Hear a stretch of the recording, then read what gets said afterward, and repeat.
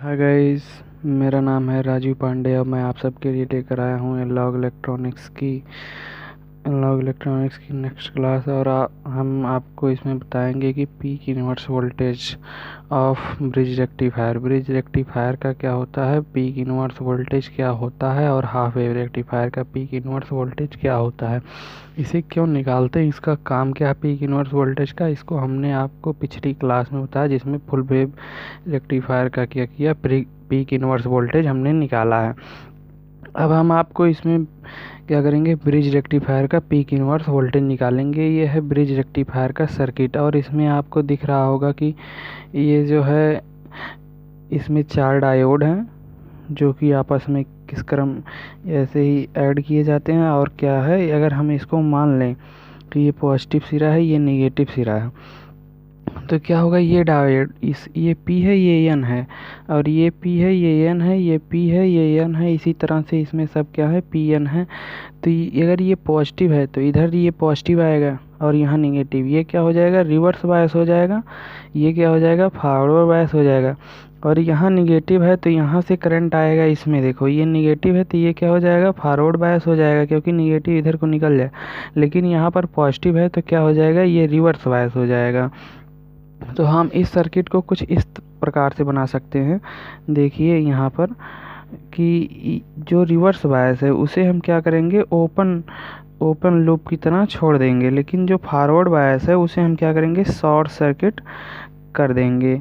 तो यहाँ पर देखिए, यहाँ क्या है, फॉरवर्ड बायस है, तो ये वाला डायोड हमने क्या किया, शॉर्ट सर्किट कर दिया है, शॉर्ट सर्किट। और ये जो है यहाँ पर देखिए, ये हमने कनेक्शन कर दिया है एसी का।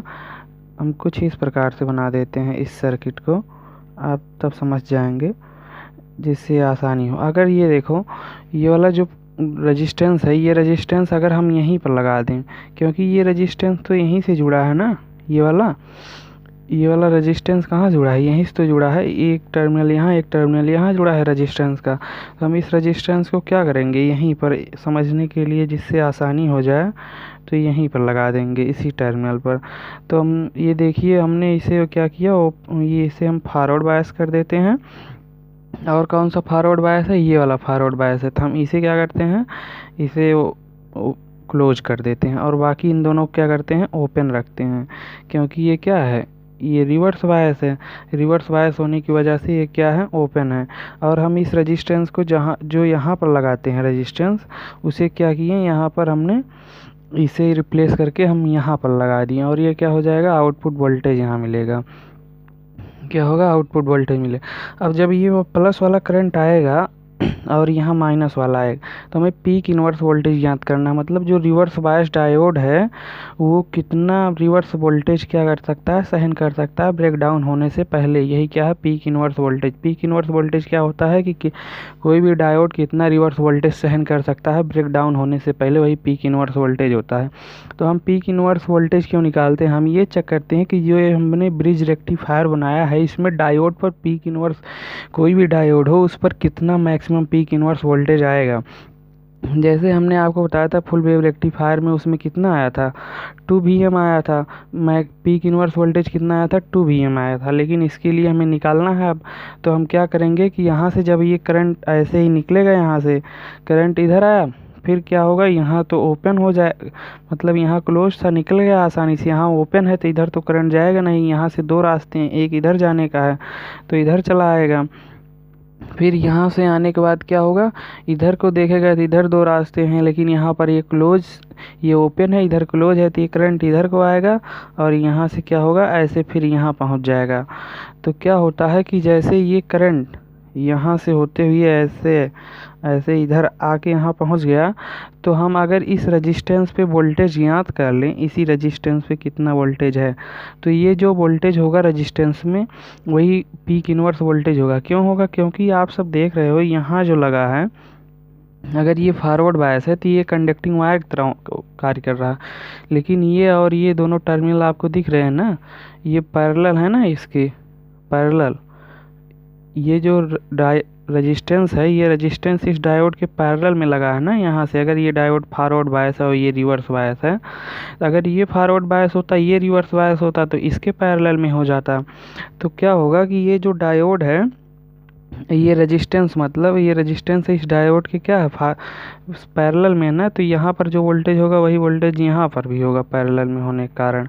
तो क्या होगा कि हम अगर इस वोल्टेज को निकाल लें तो क्या हो जाएगा कि हमें पीक इनवर्स वोल्टेज निकल जाएगा। हम एक सर्किट आपको और बना देते हैं जिससे आपको और आसानी हो जाए। ये क्या है, ये हमारा एक जो हमें क्लोज करना है वही वाला आपकी बार हम बनाएंगे जिससे और आसानी हो जाए। ये हमें क्लोज करना था, ये हमने क्या किया, यहाँ पे बना दिया है और आपको यहाँ से हमने एसी सप्लाई दे दिया। अब आपको क्या दिख रहा है, ये एक लूप दिख रहा है कि नहीं। यहाँ पर जो दोनों क्लोज वाला ओपन वाला था वो हमने हटा दिया है। ओपन वाला यहाँ से एक जुड़ जाएगा, ओपन वाला यहाँ से यहाँ ओपन हो जाएगा और एक यहाँ से जुड़ के यहाँ जाएगा, ओपन हो जाएगा, उसके हमने हटा दिया। आपको एक ये लूप दिख रहा होगा, अंदर दिख रहा है कि नहीं। इसमें अगर करंट हम इस तरह से ले ले प्लस से माइनस की तरफ, अगर ये डायोड प्लस ये माइनस है, तो जब जो सोर्स होता है अगर उसमें निगेटिव साइड से करंट घुट जाता है अंदर तो उसे हम माइनस लेते हैं, माइनस वी एम। अगर ये वी एम है तो अगर ये वी एम है और ये माइनस ये प्लस है तो ये आपको एक लूप दिख रहा होगा। तो अगर अब सोर्स में क्या होता है, निगेटिव साइड से वोल्टेज करंट इंटर करता है तो उस सोर्स को हम क्या करते हैं, निगेटिव लेते हैं, माइनस निगेटिव और प्लस। ये अगर रेजिस्टेंस में हम वोल्टेज, ये रेजिस्टेंस अगर आर है और इसमें हम वोल्टेज को अगर क्या करते हैं वी नॉट लेते हैं तो ये वी नॉट क्या हो जाएगा, वी नॉट बराबर 0। तो वी नॉट क्या हो जाएगा, वी एम हो जाएगा।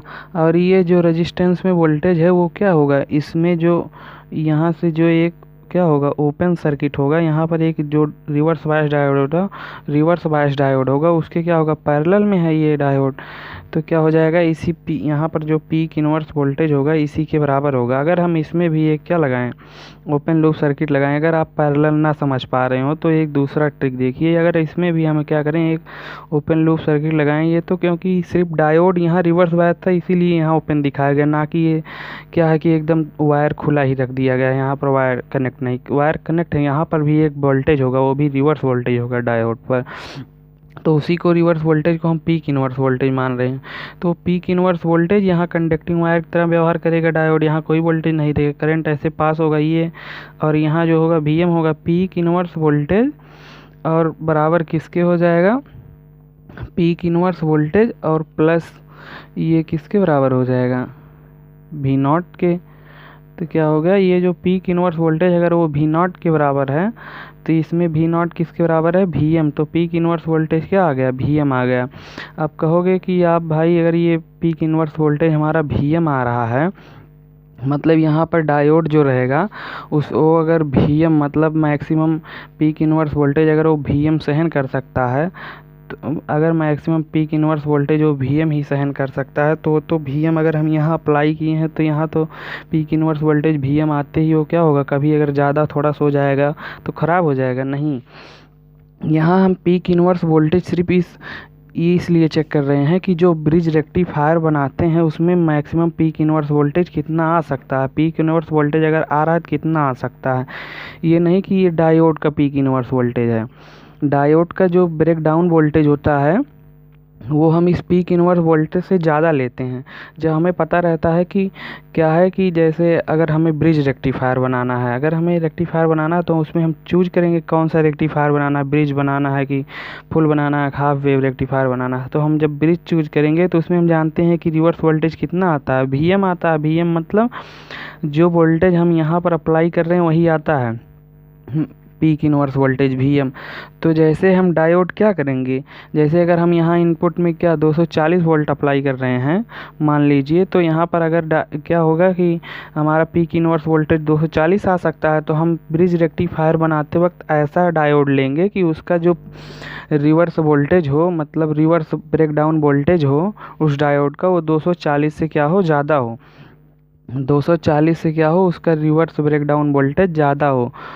किसका, डायोड का, जो हम डायोड इसमें यूज करेंगे ब्रिज रेक्टिफायर में बनाते वक्त। इसीलिए हम क्या करते हैं पीक इनवर्स वोल्टेज निकालते हैं, रिवर्स ब्रेकडाउन वोल्टेज क्या हो उसका ज़्यादा हो। किसका, डायोड का। तो इसीलिए हम क्या करते हैं, जो डायोड यूज करते हैं किसमें, ब्रिज रेक्टिफायर बनाने में, उसका क्या होता है, हम जो इनपुट में सप्लाई अप्लाई करते हैं उससे क्या होना चाहिए, उसका रिवर्स ब्रेकडाउन वोल्टेज अधिक होना चाहिए। हम ऐसा डायोड क्या करते हैं, पीक इन ब्रिज रेक्टिफायर में यूज करते हैं। अब जबकि क्या होता है, फुल वेव रेक्टिफायर में पीक इनवर्स वोल्टेज 2 VM होने के कारण हमें क्या होता है कि जितना वोल्टेज अप्लाई करते हैं उसका 2 गुना, जैसे हम 240 वोल्ट अगर अप्लाई कर रहे हैं, यहाँ देखिए जैसे ये 240 है यहाँ, अब उसका 2 गुना कितना हो जाएगा, 480। मतलब हमें फुल वेव रेक्टिफायर बनाने में ऐसा डायोड यूज करना होगा जिसका क्या हो, वो रिवर्स ब्रेकडाउन वोल्टेज जो हो उसकी सप्लाई के 2 गुने से ज़्यादा हो। रिवर्स ब्रेकडाउन वोल्टेज उसमें जो इनपुट में सप्लाई किया जाएगा फुल वेव रेक्टिफायर में उसके 2 गुने से ज़्यादा होना चाहिए। तब क्या होगा, वो हमारा फुल वेव रेक्टिफायर चल पाएगा। वरना क्या होगा, जैसे ही जिस डायोड में रिवर्स वोल्टेज जाएगा वो डायोड ख़राब हो जाएगा। तो इसीलिए क्या होता है कि हम ब्रिज रेक्टिफायर बनाते वक्त क्या करते हैं, हमें पीक इनवर्स वोल्टेज पता रहता है, हम ऐसा डायोड चूज करते हैं जो क्या हो, उसका क्या रिवर्स ब्रेकडाउन वोल्टेज जो है वो उसमें इनपुट सप्लाई जितना हम देंगे उसका क्या रहे, उससे ज़्यादा रहे रिवर्स ब्रेकडाउन वोल्टेज उस डायोड का, जो डायोड हम यूज करेंगे। थैंक यू दोस्तों, हम आपके लिए ऐसे ही इंटरेस्टेड क्लास लाते रहेंगे। आप हमारे वीडियो को लाइक शेयर सब्सक्राइब करते रहिए। हम आपको हाफ वेव रेक्टिफायर अगले नेक्स्ट वीडियो में बता देंगे। थैंक यू दोस्तों।